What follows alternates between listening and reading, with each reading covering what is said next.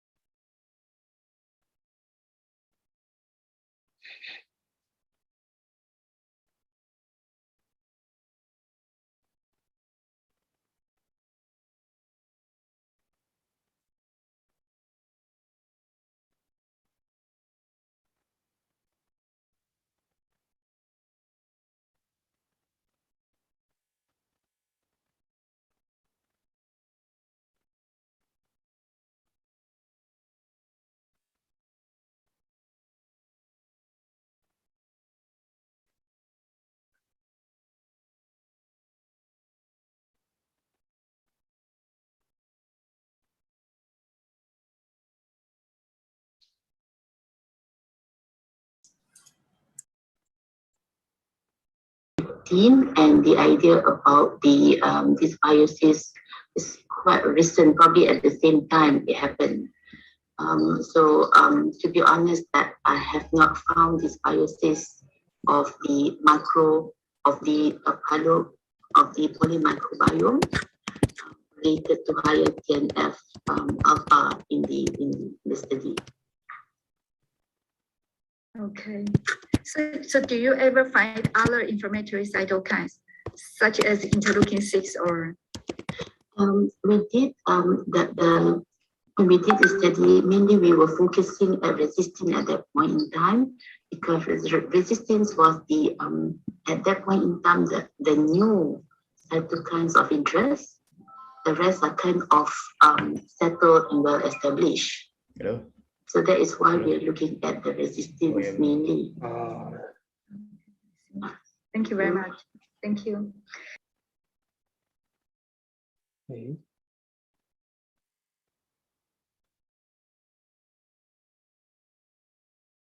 Okay.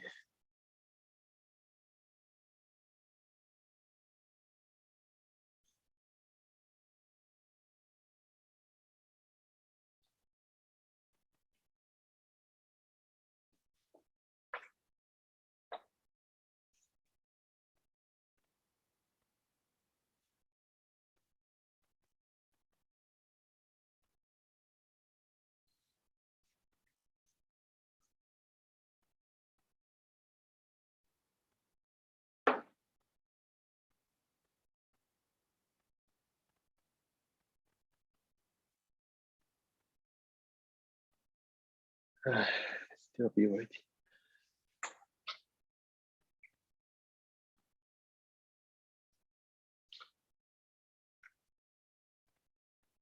Okay, let's start testing. Good day, everyone. Good to see you all here. I'm Dr. Hong from Hong Kong U Faculty of Dentistry. I'm the chairperson of this poster section, and thank you all for coming in before the session starts. In the following few minutes, we will be testing the audio and screen sharing function of all the presenters. And since now we already have two, including me, 3 presenters here, so let's just start testing. Can you hear me clearly? Yes, Doctor, we can hear you clearly. Okay, thanks. Then as I'm the first presenter, so I will test my screen sharing function first. So can you all see my screen right now? Yes, clear, Doctor. Perfect. And let's see, the next one. Let's see, Dr. Pratama, could you please share your screen with us? 1 second. I'll try. Thanks. Excuse me, I can share my screen because you still sharing yeah, your screen. that's true. Okay. I already start my screen right now. Okay.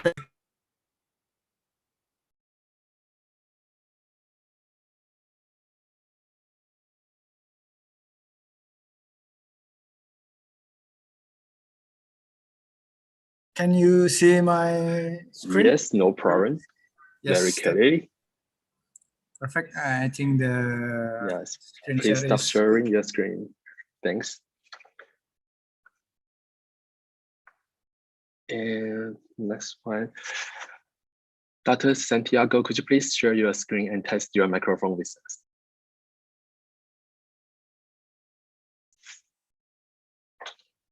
Hello? Hello. Yes, I can hear you right now. Yeah, please share your screen with us. Wait a minute, please. No problem.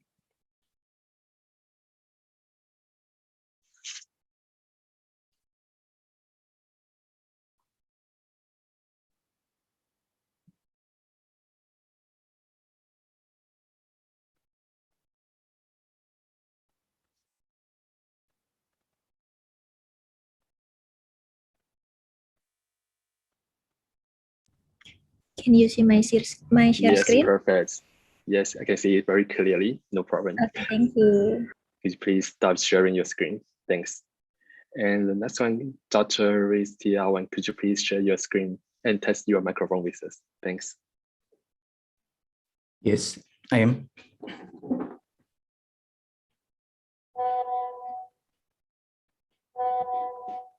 I want to share screen. Your screen, yes. Okay, perfect, no problem. Okay, thank you. Yes, please stop sharing. And then we still have like 1, 2, 3, 4. There are still 4 presenters haven't come in. Okay, then let's move on to the next step. I would like to remind that all presenters will have 3 minutes to introduce their poster, followed by 2 minutes of a Q&A section. And I understand that 3 minutes may not be enough, but please make sure, try your best to finish your presentation in 3 minutes. The presenter will be interrupted if the presentation time exceeds the 4 minutes. And in the case of no show, we will not advance the presentation, but be waiting until the next time slots begin. And all the presenters are required to be present during the full poster section time. Is there any problems or anything unclear? Oh, I see more people coming.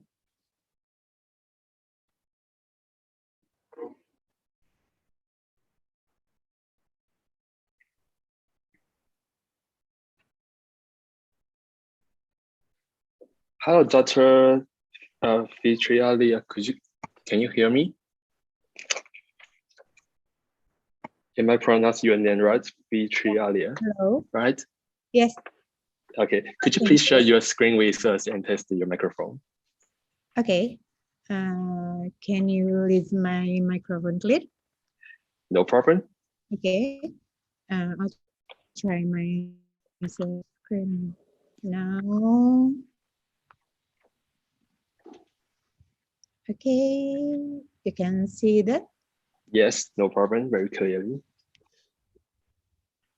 All right. Yes, please stop sharing your Stop screen. sharing. Thanks. Okay, thank you. And is Dr. Roger Goku here? Not come yet. Is Dr. Tan here? Nope. Is Dr. Akendari here? Not yet. Okay, then we still have 5 minutes left. You may stay in this room and have a rest. Hi, I'll be presenting on behalf of Dr. Akandari. Oh, okay, sure. Yeah. Then could you please share your screen with us? Thanks. Okay, 1 second.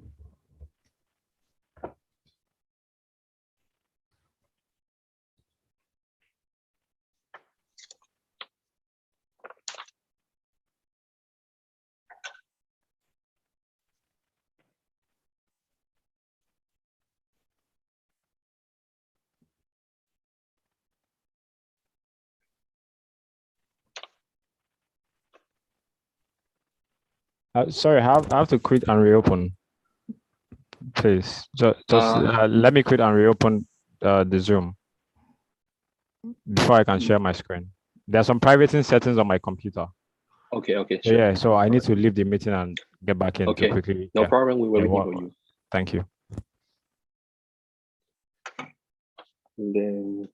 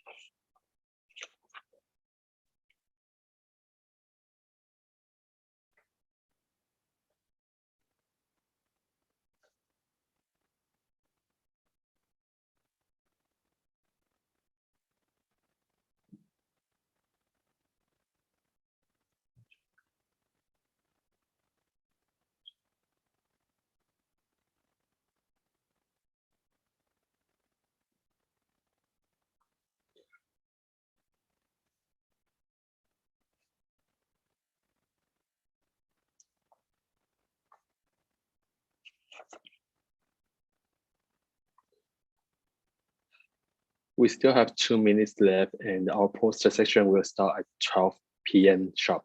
So if there are other presenters still not coming to this room, we will just start at 12 p.m. sharp. Okay.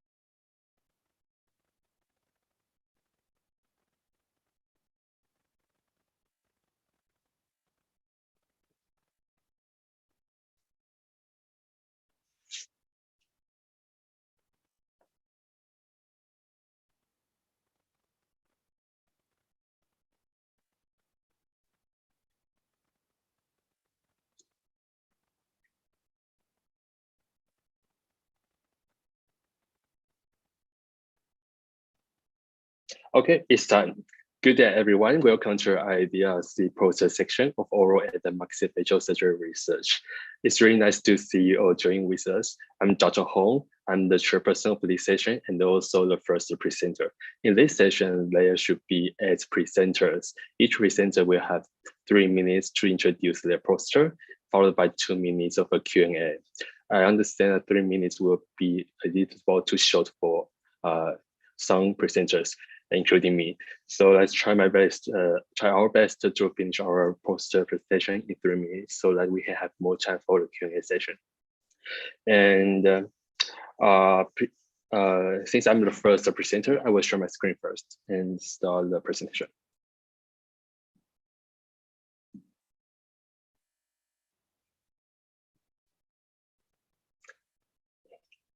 My poster is about developing prediction models for patient-specific estimation of the bone graft volume needed for sinus floor elevation using combined CT images.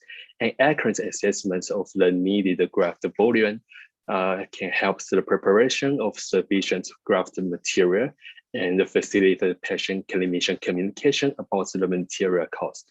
Previous studies estimated the graft volume needed for sinus floor elevation based on the mean volume of the inferior maxillary sinus up to certain heights, which without considering the sinus width, which results in wide ranges of the grafted volume estimated for the same elevation heights. In addition, the mean inferior sinus volume may not be accurate for patients requiring sinus floor elevation to place one dental implant at the upper first or second molar sites. Therefore, we aim to develop bone graft volume prediction models based on the augmentation site elevation height and the sinus width. In these studies, we included 224 maxillary sinus in 133 combined CT scans. That meets the inclusion criteria.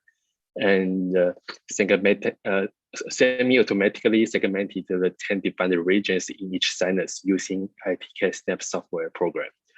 The 10 regions were located above the upper first and the second molar sites, with the superior borders at the height of 8 to 16 millimeter from the sinus floor.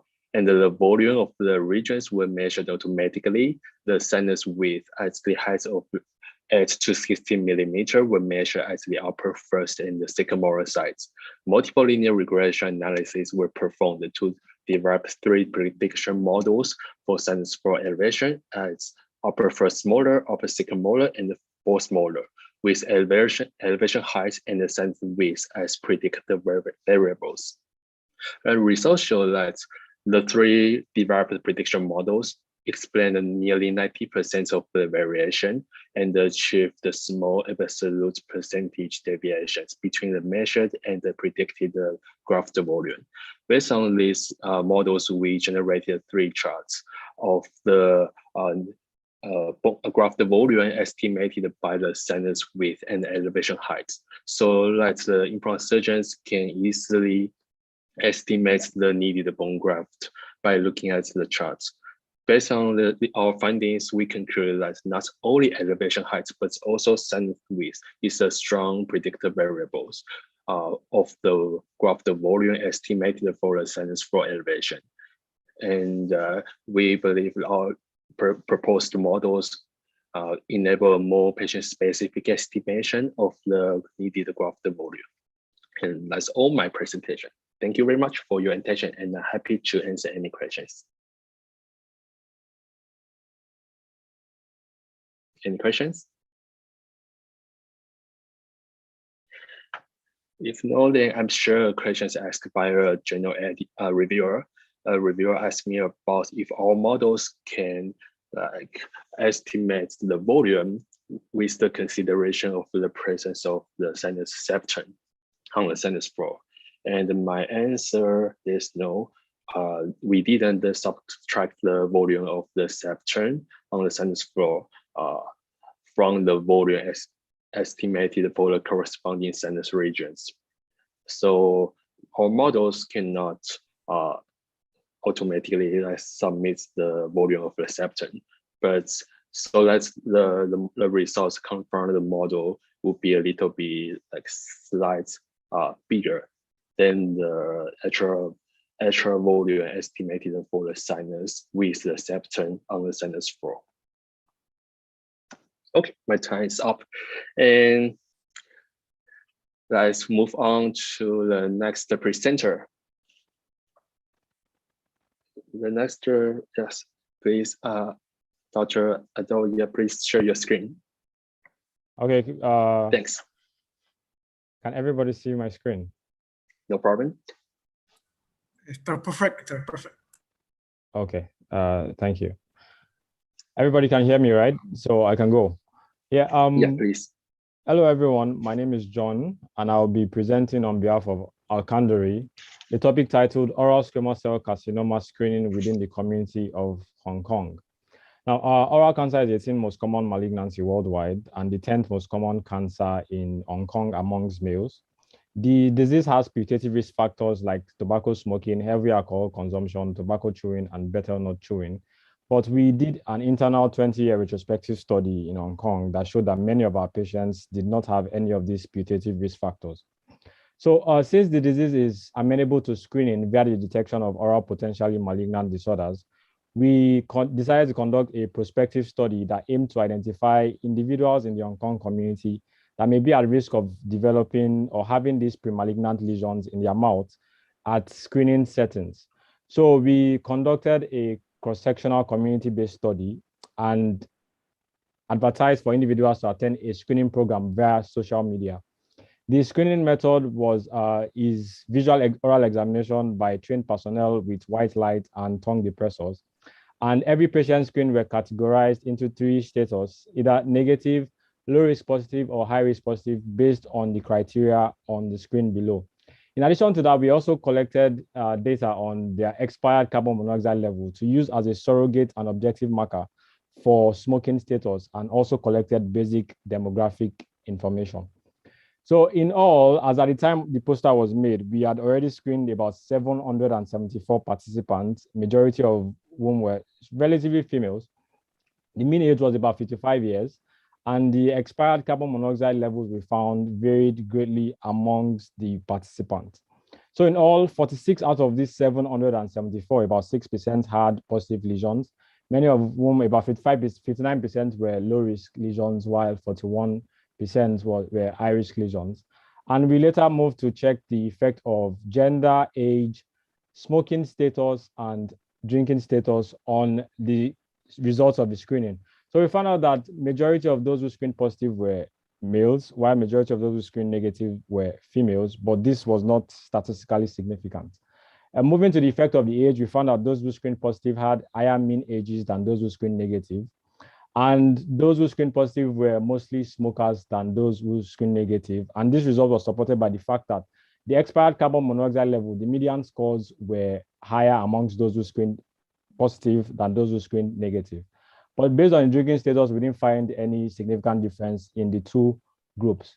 So when we conducted a multivariable analysis, we found out that only the age served as an independent predictor for screening status. And this led us to conclude that indeed, we can use a targeted region-wide approach, but the targeting has to be based on the age and older individuals in the community. But we expect improvement in the identification of the high-risk individuals using advanced methods like machine learning. Thank you. That's all for my presentation, and I'll be entertaining any questions. Okay, thank you very much for your great talk. Any questions?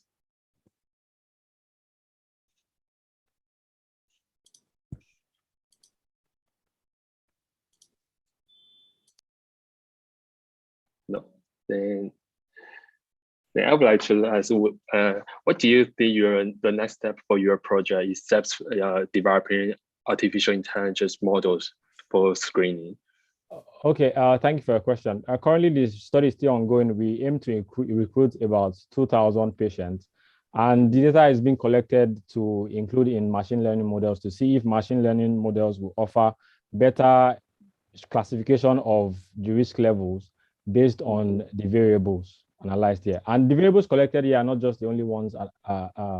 Variable analyzed in this poster are not the only ones collected. We actually collected more variables than this. I hope that machine learning will give us better prediction. Okay, thank you.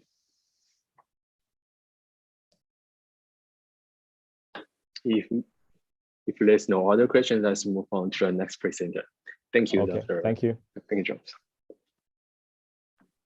The next one is Dr. Tan. Is Dr. Tan here? Hello, yeah. Can I share my screen? Yeah, please.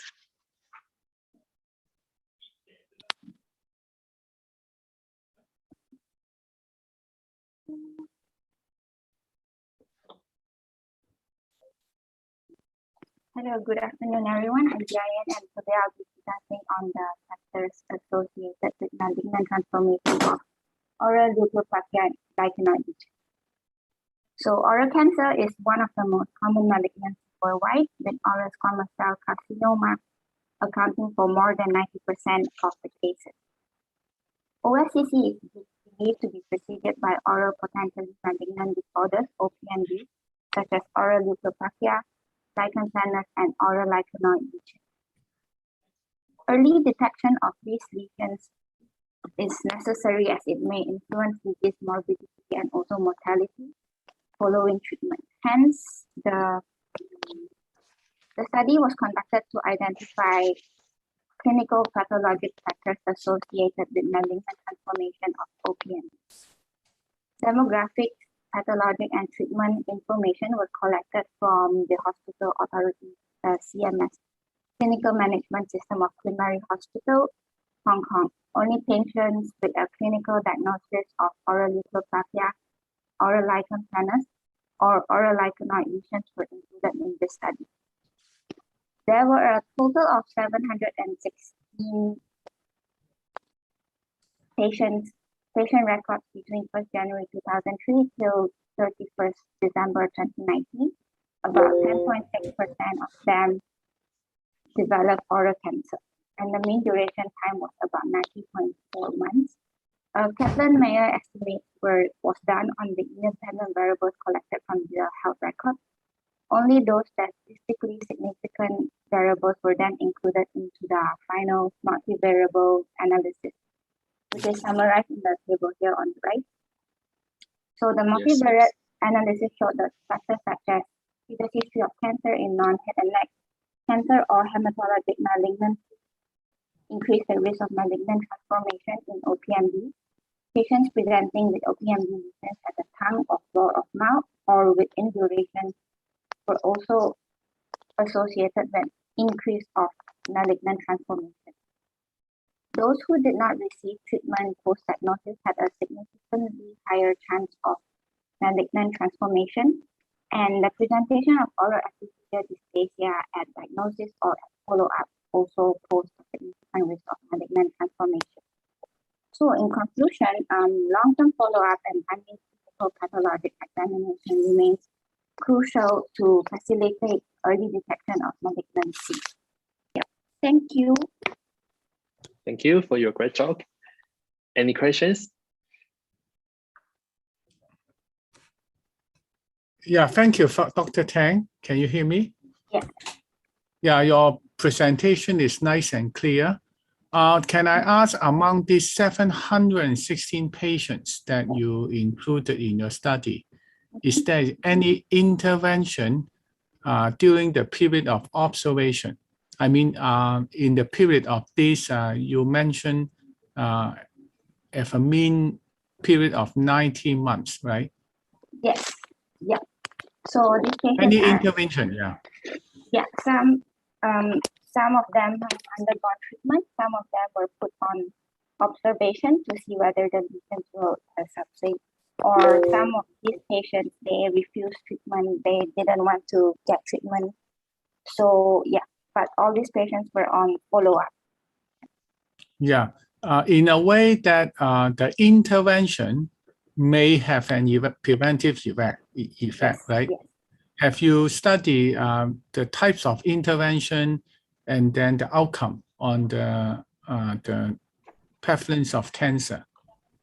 Yeah, so even some of the patients, they undergone treatment and interventions, but some of them also had recurrence of the OPM deletion. So they were all put on follow-up and close monitoring. But they, at the end, only 10% of them developed cancer. Okay, thank you. Thank you. Okay. Thank you for your response. And let's move to the next presenter, Dr. Ristiawan from University Indonesia. Thank you.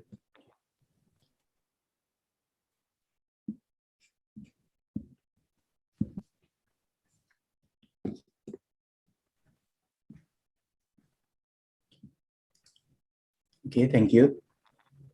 Yes. I would also like to thanks for all the members of the committee for giving me the opportunity. Introduce myself. My name is Iwan Ristiawan. I'm from Indonesia. I'm a second year oral and maxillofacial surgery resident and at a resident program in University Indonesia. Today, I'm gonna give you an overview of my research abstract talking about the influence of the irrigating solution in the third molar surgery, a systematic review. The background this abstract, the third molar surgery has considerable number of procedures including irrigation. One of the most important things is the need for irrigating of the working area. Continuous irrigation is normally carried out to obtain a clear visualization of the work area and to avoid heat transfer burr, the burr used when cutting bone or teeth. And then the method this research, English written article during 2012 until 2021, were obtained from electronic database are PubMed, Science Direct, and Google Scholar. Keyword were verified by subject title, the effect of chlorhexidine, saline, and povidone at the post-operative of the third molar surgery. 70 articles were retrieved and only 18 online articles with available full text version were included. And then the objective systematic review. This systematic review aims to compare different irrigating solutions and their properties to determine which one is superior in its effect on the third molar surgery. The result of this study indicated that chlorhexidine reduced the incidence of pain, swelling, alveolar ascites, trismus, dresocket, bacteremia, and killed Streptococcus mutans and Poromonas gingivalis bacteria better than other irrigant. Povidone as irrigating agent could also control bleeding, reduce swelling, and antiseptic. However, patients with hypersensitivity will usually get skin irritation. Ozone water and gaseous ozone, O3, was better than saline and povidone in reducing pain and dry socket. Irrigation using 10% Calendula officinalis had an effect on the bone preservation. And then the lactate ringer solution can be beneficial with the respect to cutting efficiency when lower handpiece load are required.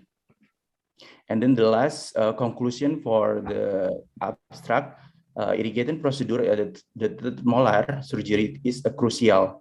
Appropriate irrigation material can minimize post-operative incident such as pain, swelling, alveolar ascites, trismus, dresocket, bacteremia, and antiseptic agent, Streptococcus mutans, and Poromonas gingivalis bacteria. Chlorhexidine demonstrates superior properties than other irrigation material.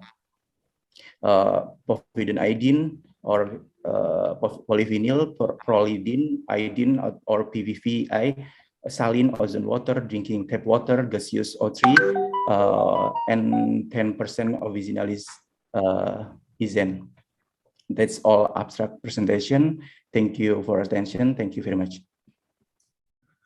Okay, great. Thank you for your talk. Is there any questions? Yes, maybe I again want to have some question. Can you show your PowerPoint, your slide? Okay, the presentation. Then I want to refer to your abstract. Okay, I noticed that you select paper only 18 papers, right? If I'm correct, right? So when I look at your selection, then you select PubMed, right? Science Direct, and Google, right? First question is, did you do an quality analysis of the look at the quality of these, the possible bias of these studies? The second is, I suppose when you select, when you select the paper, you look at whether they are effective, not effective. In your selection of study, is there a control group on the intervention? So maybe the first question, when you select the study, is every study has a control group first? I mean, a negative control. Oh, okay, thank you for your question. This is my abstract presentation. This is method. Oh, yeah. Say, when you select chlorhexidine as an intervention, is that clinical trial have a negative control, say water or saline? This is from the abstract 18 journals is from PubMed and Santiago and Google Scholar. This is not the control, have a control for part of the journal. And then so the second follow-up question, usually if you want to see the efficacy, you need a negative control so that you can show how effective that when they compare with a negative control. And then if you have several studies, you need to perform a meta-analysis. Sorry. Do you perform a meta-analysis on this study? The study is have a control, I think. Have a control, yes, that is, thank you. So is there a meta-analysis when you do a systematic review, right? You want to pull up the data. So now the result you said, chlorhexidine is effective, but systematic review and should accompany with a meta-analysis. The reader want to know how effective, 20%, 30%, or 90% more effective than water. But in the result, I don't see, you just mentioned it's more effective. Whether it's so-called more effective, first, is that statistically significant, more effective than the control, or you don't give me numbers in the result? Thank you, Mr.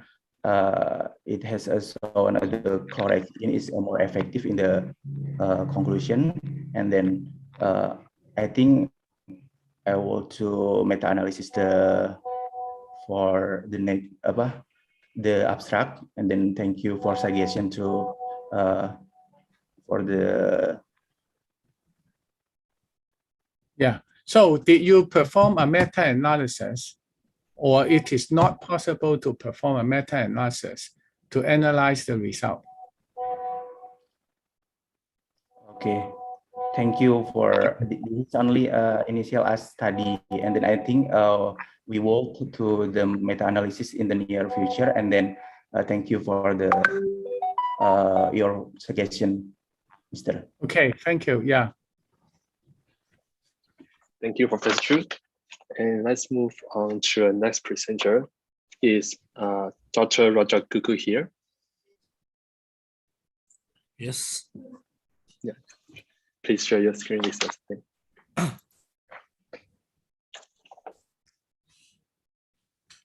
Anyone see my screen? No problem. Okay, thank you. Good afternoon to all participants. Thank you for having me in this event. I would like to present my abstract with title "The Risk and Benefit of Germectomy: A Systematic Review." And the background is germectomy is the extraction of the tooth before its roots are completely formed or when they are just 1/3 developed. Germectomy is a part of preventive care that seeks to address future issues. And the objective is the systematic review aims to assess risk and benefit of germectomy procedure. Germectomy is often advised in early teens when the roots are just 1/3 developed. The risks and benefits were compared with odontectomy procedure.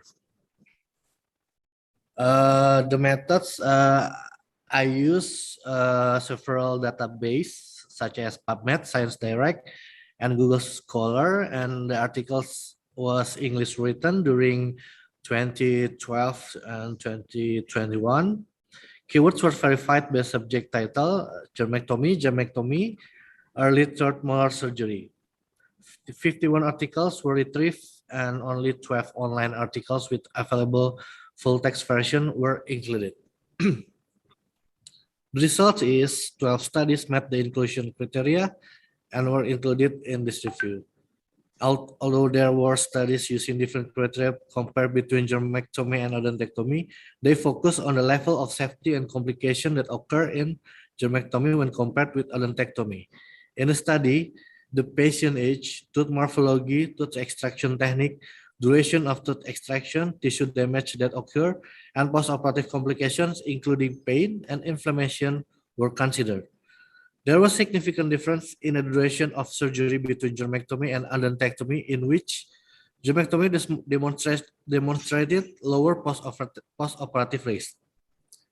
And the conclusion is delaying the removal of impacted mandibular molars until a problem developed subject the patient to unnecessary pain, more complex and costly operation with higher risk for post-operative complication.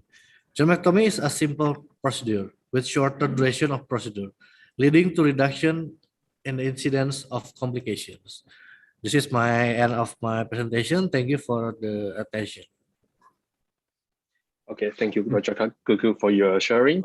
I have a question. I would like to know, you mentioned that there was a significant difference in the duration of the surgery between different surgical techniques.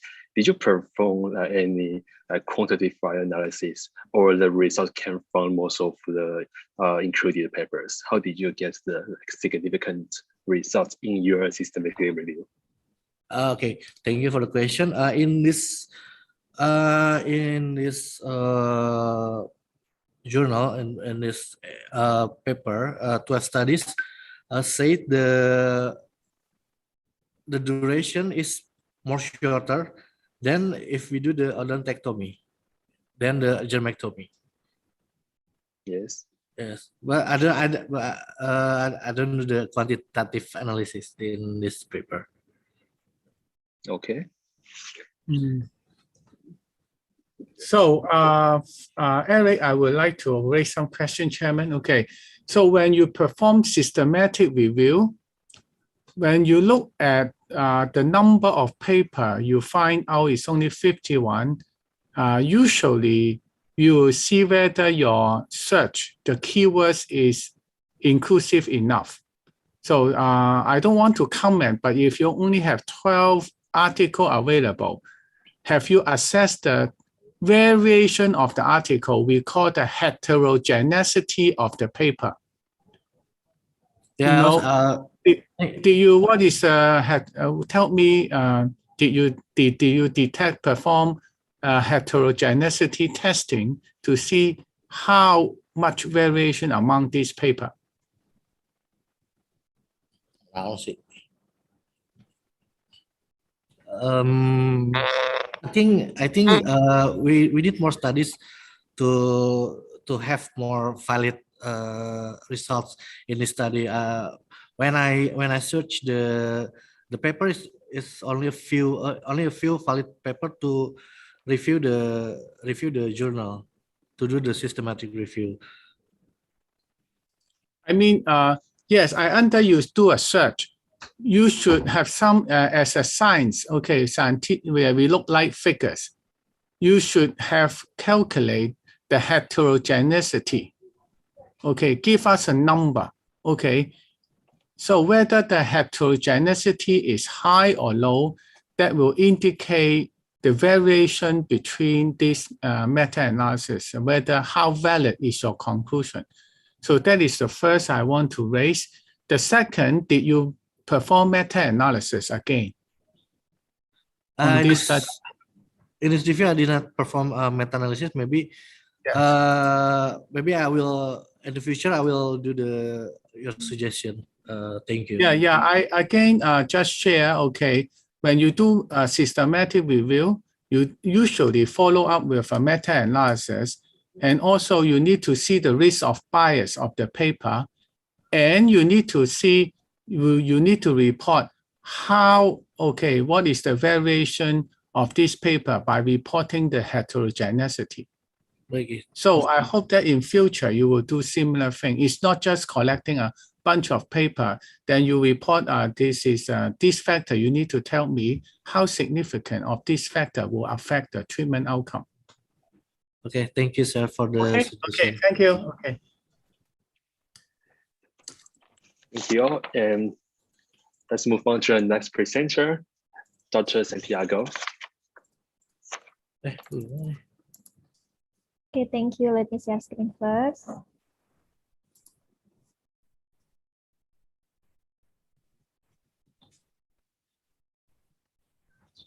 Can you see my share screen? Very clearly, no problem.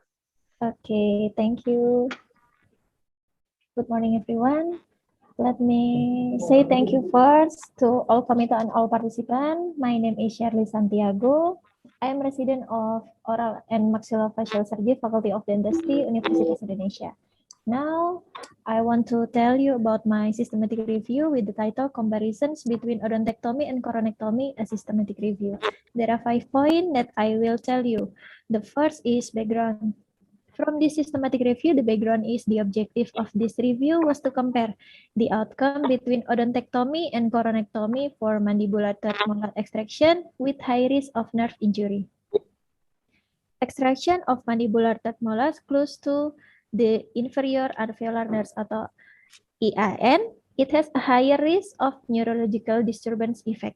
However, the potential of pre-operation, intra-operation risk, and post-operation complication have not been reviewed previously. This helps practitioners to make the best decision on whether and how third molars should be removed with odontectomy or coronectomy as a surgical technique. The objective about my systematic review is the purpose of this review was to conduct a systematic review regarding preoperative, precaution, possible intraoperative risk, and postoperative complication. I use the method for my systematic review is previous studies published in January 2015 till December 2020 was searched from PubMed, Scopus, Science Direct for randomized or non-randomized control trials. All studies published in English comparing outcomes of odontectomy and coronectomy with complex extraction near the inferior alveolar nerve canal were included. This systematic review was arranged with 2047 cases, and then after application of the inclusion and exclusion criteria, a total of 15 articles were included in this study. And then the result, odontectomy is considered safe to be performed if the involvement of the inferior alveolar nerve with minimal risk of postoperative complication. Coronectomy should be performed if it presents post-surgical risk of damaging the inferior alveolar nerve. And then the conclusion of my systematic review is both odontectomy and coronectomy offer the benefits of minimal risk of postoperative complication. The treatment outcome and the availability of the skillful practitioner who master with this technique are recommended for the future. Thank you. Thank you for your sharing. And any questions? Yeah, Chairman, I think I give similar comment. Notice there are a lot of colleagues presenting systematic review. So I will suggest, when you perform a systematic review, then we want to perform a meta-analysis that combines the results of multiple scientific studies that you can give to answer the same question. And then usually we'll also perform a risk of bias to see the quality of the paper. And then you also need to report the heterogeneity of the study. That means the variation in the study in the outcome. So that will report as a figure, it's an I-square, which is, that is essential when researcher doing systematic review. So I don't see many figures. It's more qualitative description in this systematic review. That's what I want to share. As a scientific study, we want to get the numbers. Okay, so that is something I would suggest. Okay, thank you. Okay, thank you, sir. Thank you, Professor Ju. Let's move to the next presenter, Dr. Pratama. Yes, thank you. Allow me for sharing my screen.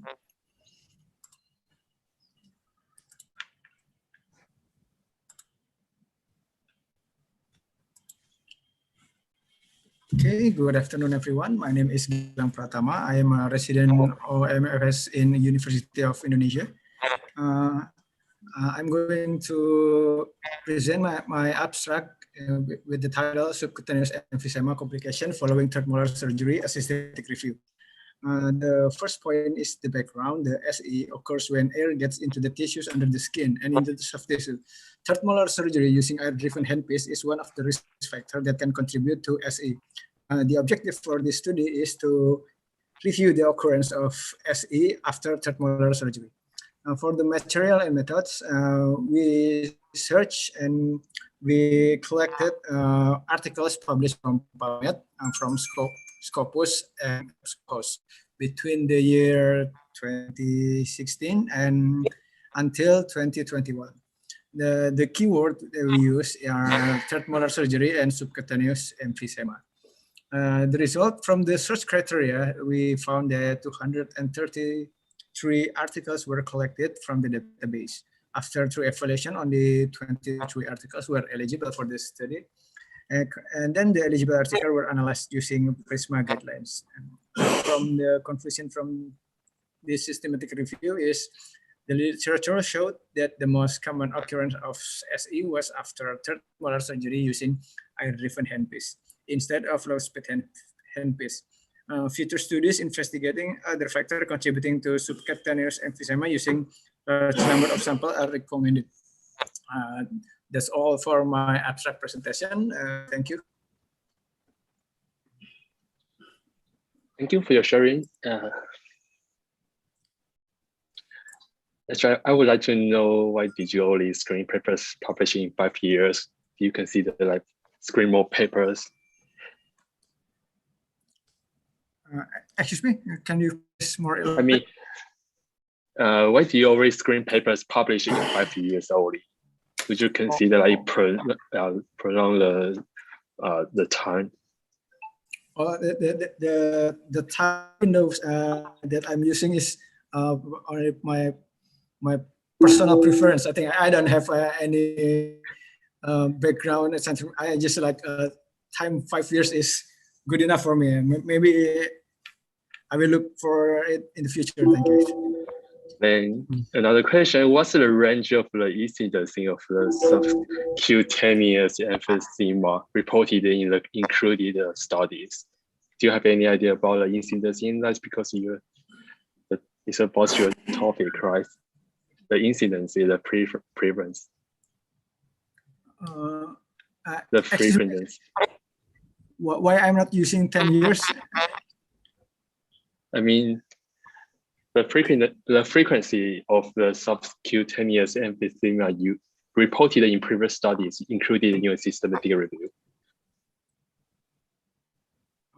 I'm using the time 5 windows. Time is to one of the my purpose is to eliminating all studies that maybe it's not compatible with the study the relevant data that I want to search. So I am using the 5 years windows to search more new data if it's more relevant to what I'm studying about.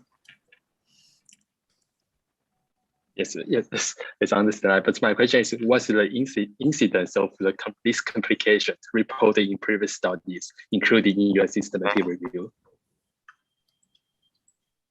Because you're talking about the complication, right? And what's the incidence reported previously? Oh yeah, yes. I'm not yet.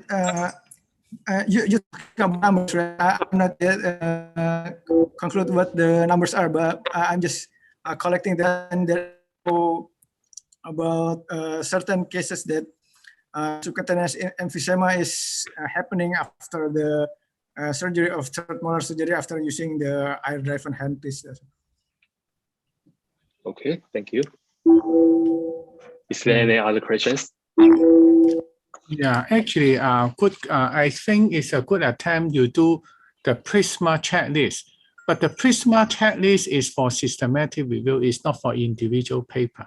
So are you referring, you are using the PRISMA checklist to check your systematic review? You follow the guideline. right? Yes, You use yeah. Yes, Yeah. I did the PRISMA guidelines, sir. Now, if you do the PRISMA test guideline, that in the guideline that it should include meta-analysis. Yes, I haven't done the meta-analysis yet. Yeah, that means if you follow the guideline, you need to do it. You get my point. Yes, So, I got so that. for all the presenters, so if you follow the guidelines, they will guide you how to perform a proper systematic review that will including a meta-analysis. Yes. Okay, good. Thank you. Thank you. Okay, thanks. So let's move to the next presenter, the last presenter, Dr. Vijayalia. Is Dr. Vijayalia here? Yes, please share your screen with us. Thanks. Can you see my screen? Yes. I'll start. Good afternoon, committees and all participants. Let me introduce myself. My name is Fanny Vitralia. I am resident of oral and maxillofacial surgery from Universitas Indonesia. And today I will present you my abstract poster about chlorhexidine efficacy on the alveolar osteitis incidence, a systematic review. Background from this abstract is alveolar osteitis or dry socket is one of the most common complications following third molar removal. Alveolar osteitis has a symptom like a pain in odontectomy area, ear pain, halitosis, headache, which temporarily reduce the quality of life from patients that not easily relieved just by analgesic. Third molar removal, also known as odontectomy, is the most common procedure in oral surgery. The incidence of alveolar osteitis after third molar removal can be reduced using antimicrobial agents such as chlorhexidine. Chlorhexidine has proven a good prophylactic agent that can be presenting as the gel, mouthwash, or irrigating agent on procedure. The objective, the review aims to analyze the efficacy of chlorhexidine application on the incidence of alveolar osteitis after third molar surgery. Material and method.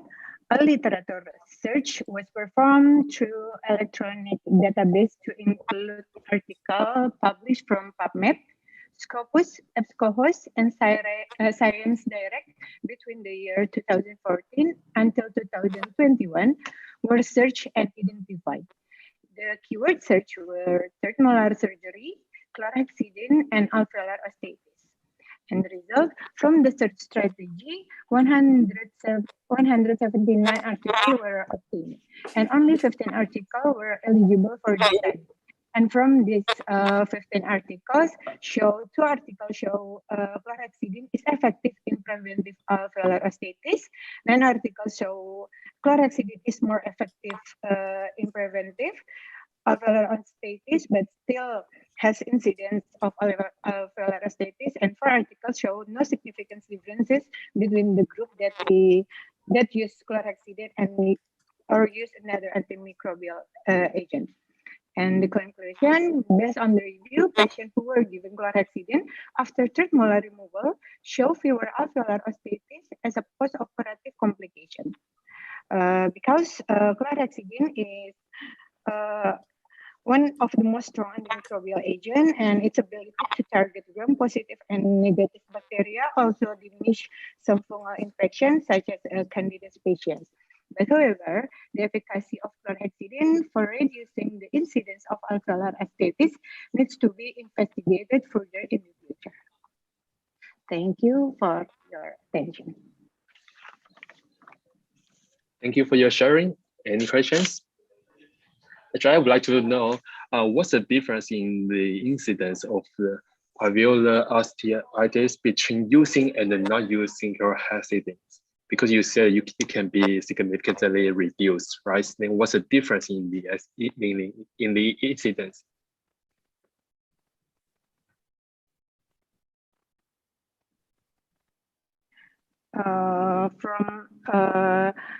From the 12 articles show chlorhexidine is more effective for preventive of alveolar aesthesis, then antimicrobial agent like group control is used saline or povidone iodine like this. Okay, thank you. Thank you. Any other questions?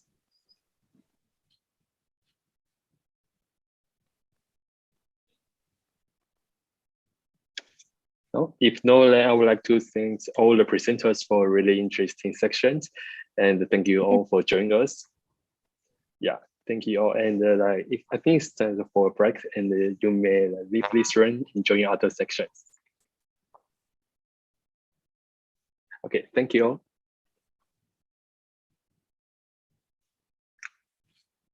Mm-hmm.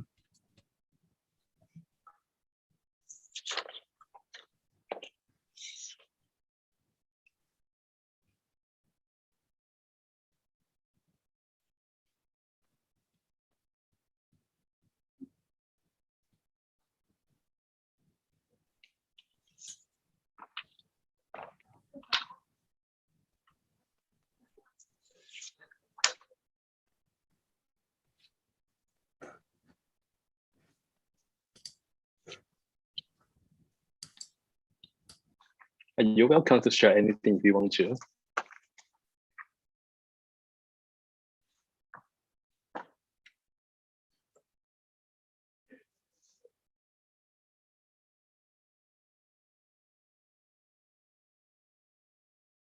Yeah, we still have like 12 minutes for this session. So we have finished all the presentation. So you are welcome to share any idea. If no, you may leave this room, no problem.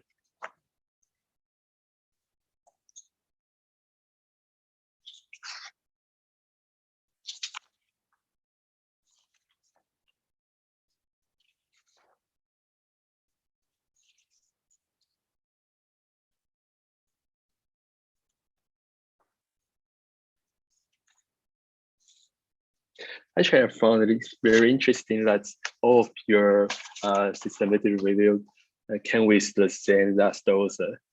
Is the doctor your supervisor or mentor guiding your systematic review?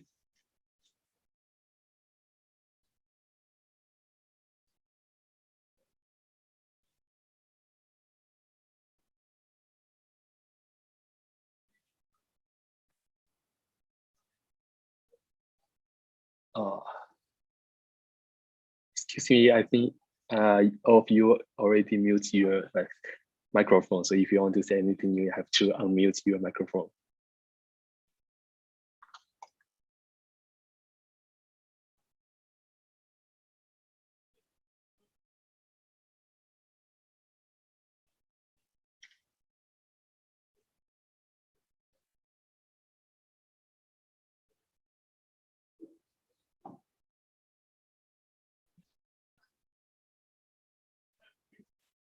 I'm sorry, I can't hear any of you. I think